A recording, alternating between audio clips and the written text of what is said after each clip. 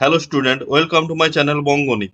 তো আজ নিয়ে চলে এসেছি ষষ্ঠ শ্রেণীর রায়মার্টিন প্রশ্নবিচিত্রার তৃতীয় পর্যায়ক্রমিক মূল্যায়নের 3 নম্বর স্কুলটির অঙ্কের সমাধান নিয়ে। তো স্কুলটির অঙ্কের সমাধানগুলি পরপর দেখে নাও তোমরা। দেখো, একের দাগের একে কি করতে বলা হয়েছে, যে শতকরায় প্রকাশ করতে বলা হয়েছে 4×3=8। এটাকে শতকরায় প্রকাশ করতে হবে। তাহলে প্রথম কি করব, 4×3=8কে আমরা প্রথম মিশ্র থেকে অপ্রকৃত ভগ্নাংশ করব। তাহলে করলে কত হচ্ছে, 8×4 = 32, 3 35/8। এবার ওইটাকে শতকরায় প্রকাশ করলে কত হবে, 35/8 গুণিতক 100%। ঠিক আছে, এবার কাটলাম 4 দিয়ে, 4×2=8, 4×25=100। তাহলে 35 আর 25 গুণ করলে হচ্ছে কত, 875/2%। এবার ওটাকে যদি আমরা দশমিকে প্রকাশ করি তাহলে উত্তরটা হয়ে যাবে 437.5%। ঠিক আছে, এইটা হয়ে যাবে উত্তরটি। তো আমরা উত্তরটি দেখে নাও। এরপর চলে আসবো আমরা 1-2 প্রশ্নে, যে পরম মান লেখো -61। তাহলে -61 এর পরম মান কত হবে, 61। ঠিক আছে, উত্তরটি দেখে নাও। এরপর চলে আসবো আমরা 1-3 প্রশ্নে, যে শূন্যস্থান পূরণ করো, যে একটি প্রবৃদ্ধ কোণের মান ড্যাশ ডিগ্রি থেকে বড় হয়। তাহলে প্রবৃদ্ধ কোণ কাকে বলবো, যেসব কোণের মান 180 ডিগ্রির থেকে বেশি কিন্তু 360 ডিগ্রির থেকে কম, সেগুলি হবে প্রবৃদ্ধ কোণ। তাহলে প্রবৃদ্ধ কোণ কত থেকে বড় হবে, 180 ডিগ্রি থেকে বড় হয়ে যাবে। তাহলে শূন্যস্থানে আমরা লিখে দেবো 180 ডিগ্রি। এরপর দেখো 1-4 প্রশ্ন, যে √3² প্লাস 4² সমান কত। তা √3² মানে 9, আর 4² মানে কত, 16। 9 আর 16 যোগ করলে 25, 25 মানে 8², 5²। এবার 5² বর্গমূল কত হয়ে যাবে, 5। তাহলে উত্তরটি হয়ে যাবে কত, 5। এবার দেখো 1-5 প্রশ্নে কি করতে বলা হয়েছে, যে বাক্যটির পাশে ঠিক অথবা ভুল চিহ্ন দাও। ঠিক আছে, ক্রস চিহ্ন অথবা টিক চিহ্ন দাও। যে বৃত্তের ব্যাসই জ্যা। ঠিক আছে, এটা সব বৃত্তের সব ব্যাসই জ্যা। ঠিক আছে, এটা সত্য হয়ে যাবে, কারণ বৃত্তের কেন্দ্র দিয়ে যে সব জ্যা যায় আর সেগুলোই হয় কি, ব্যাস। তাহলে বৃত্তের সব ব্যাসই কিসের সঙ্গে সমান, জ্যায়ের সঙ্গে সমান। ঠিক আছে, এটা হয়ে যাবে সঠিক। এরপর চলে আসবো আমরা 1-6 প্রশ্নে, যে অনুপাতে প্রকাশ করো 30 টাকা এবং 22.50 টাকা।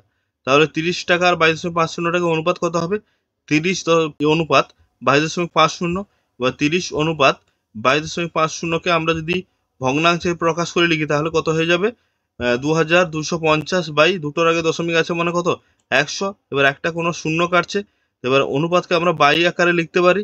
তাহলে কত হয়ে যাবে, 30 বাই এটা কত হয়ে যাচ্ছে এদিকের মানটা, যে 250/10। ভগ্নাংশের নিচে ভগ্নাংশ থাকলে এটা উল্টে এই 30-এর কাছে উপরে যাবে। তাহলে 30-এর কাছে 10টা এলো, আর নিচে 225 যেমন আছে। এবার কাটাকুটি করলাম, কত দিয়ে কাটলাম দেখো, প্রথমে 225 আর 10কে 5-এর নাম থেকে কাটলাম। তাহলে 5 দিয়ে 225 কাটলে কত হচ্ছে, 5×4 = 20, 5×5 = 25 মানে 45। আর 5 দিয়ে 10কে কাটলে হচ্ছে 5×2 = 10। ঠিক আছে, এবার 15 দিয়ে কেটে দেবো 45 আর 30কে। 15×3 = 45 আর 15×2 = 30। তাহলে মানটা কত হচ্ছে, 4/3। এবার অনুপাতে প্রকাশ করে লিখলে কত হবে, 4:3। ঠিক আছে, এটা হয়ে যাবে উত্তর। এরপর চলে আসবো আমরা 2-1 প্রশ্নে, যে ক্ষুদ্রতম সংখ্যাটি লেখো যা 15, 20, 24 দ্বারা বিভাজ্য। ঠিক আছে, যেহেতু ক্ষুদ্রতম সংখ্যাটি বের করতে বলেছে তাহলে আমরা কি করব, লসাউ করব। তাহলে 15, 20, 24 লসাউ করবো। প্রথম 5 দিয়ে দেবো, 5×3 = 15, 5×4 = 20, 24 নেমে আসবে। এবার 3 দিয়ে ভাগ দেবো, তাহলে 3 একে 3, 4 নেমে আসবে, 3×8 = 24। তারপরে কত, 2 দিয়ে দেবো, 2×2 = 4, 2×4 = 8।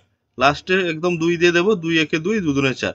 তাহলে লসাগু কত হয়ে যাচ্ছে, 5 গুণিতক 3 গুণিতক 2 গুণিতক 2 গুণিতক 2, অর্থাৎ কত হচ্ছে, সমান 120। গুণ করলে বেরোচ্ছে 120।